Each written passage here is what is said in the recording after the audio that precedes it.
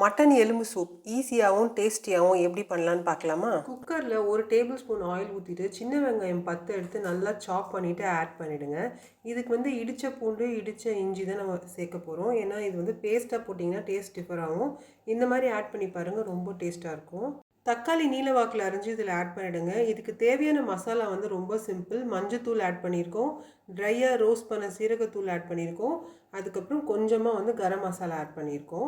நெஞ்செலும்பு ஒரு 300 gram add பண்ணிவிட்டு நல்லா வதக்கிட்டு இதை வேக வைக்க போகிறோம். இதுக்கு தேவையான தண்ணி வந்து ஒரு 1/2 லிட்டர் சேர்த்துக்கோங்க. ஒரு 300 கிராம் நெஞ்செலும்புக்கு ஒரு 1/2 லிட்டர் தண்ணி வந்து போதுமானது. இது வேகிறதுக்கு வந்து எவ்வளோ நேரம் ஆகும் அப்படின்னு கேட்டிங்கன்னா, விசில் வந்து ஒரு 10 விசில். இப்போ வெள்ளாட்டு கறியாக இருந்தால் 10 விசில், அப்படி வந்து செம்மறி ஆடாக இருந்துச்சுன்னா இன்னும் ஒரு 5 மினிட்ஸ் எக்ஸ்ட்ரா வைங்க. ப்ரெஷர் ரிலீஸ் ஆகிடுச்சு. இப்போ கொத்தமல்லி ஆட் பண்ணியிருக்கேன், 1/2 ஸ்பூன் மிளகு ஆட் பண்ணிவிட்டு இதை சர்வ் பண்ண வேண்டியது. பின்பனி காலத்துக்கு ஏற்ற சூப் இது. நான்வெஜ் லவ்விங் ஃப்ரெண்ட்ஸுக்கு இந்த வீடியோ ஷேர் பண்ணிவிட்டு சேனலை மறக்காமல் சப்ஸ்கிரைப் பண்ணிவிடுங்க.